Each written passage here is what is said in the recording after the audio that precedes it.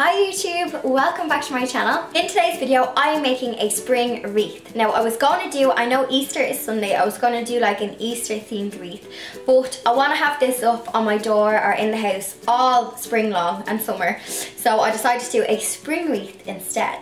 So this is the wreath that I made. I went for a ridiculously floral girly wreath. So I had got it on my front door and then I styled it up as well on the bathroom door downstairs, and it just matches my house because my house is just all girly and floral and pink, but I'm really happy with how it turned out, and this is what I'm going to be showing you how to make today. So let's get into the DIY. So what you are going to need. The first thing you're going to need is a polystyrene ring, and I picked mine up from my local craft shop really cheaply. I think it was €2.50. I will put the correct price here. I do have the receipt. You can pick these up off Amazon, eBay, anywhere, but what I will say about this one is flat on the back, so it makes it easy to use as a wreath because then you can stick it on your door and it will be flush against your door. The next thing you're going to need is loads and loads of fake flowers. So this is actually a great way. I love fake flowers and I buy way too many fake flowers. If you want to use up fake flowers that you have in your house because you want to buy more, guilty, you can use old flowers, and it's a great way to kind of recycle them and turn them into a wreath. So I had a mix of, I did buy some new flowers because I like the colour of them, and then I used up some old bunches that I had around the house as well. Fake flowers, you can pick them up. If you have time, you can buy them off the likes of AliExpress, Wish. Just bear in mind the quality mightn't be as good as it looks in the picture, but do try them. I know a lot of girls get them from there. You can also try Amazon, eBay, and then I find TK Maxx home scents are really good for fake flowers. I got my bunches from Inspiring Ideas. Pound shops, really good for fake flowers, Deals, Poundland, all of them. Next thing you're going to need is you're going to need a wire cutters, because a lot of artificial flowers have wire stems. So I use both a scissors to kind of break the plastic seal, and then I use the wire cutters, and then also if you want to use gloves as well, just be careful when using your wire cutters. I also use some artificial moss. I had this in my kit. If you had seen my floating teacup YouTube video and my little letter YouTube video, I had a big bag of moss, and I'm still using that bag of moss, and I used that in today's video as well. You're then just going to need glue of your choice. I use my hot glue gun because it's just what I have in my kit, but any clear drying glue will work as well. So that is all the items you need. So now let's get into the how-to. So the first thing you're going to do is you're going to deadhead all your artificial flowers. So using your wire cutter, trim off all the heads, but leave like a tiny bit because you're going to use that to pop it into the polystyrene. Actually, deadheading the flowers took me the longest in this DIY.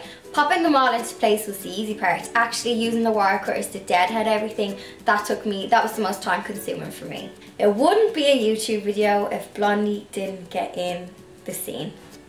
So once you have deadheaded everything, Blondie. So once you have all your flowers ready, I would loosely kind of position them to how you kind of want to style them. The great thing about this is, once you start inserting the flowers into the polystyrene ring, I'm sorry, I can see Blondie in the viewfinder and I'm just getting distracted. You can place all of your flowers in the polystyrene ring. Don't glue them down yet because you can take them out and reposition them, and then when you're happy you can glue them down. So have fun and get creative. Stick all the flowers on using the bits of stem. You can pop them all in, and then once you're happy you can then apply some glue just to further secure them to the polystyrene ring.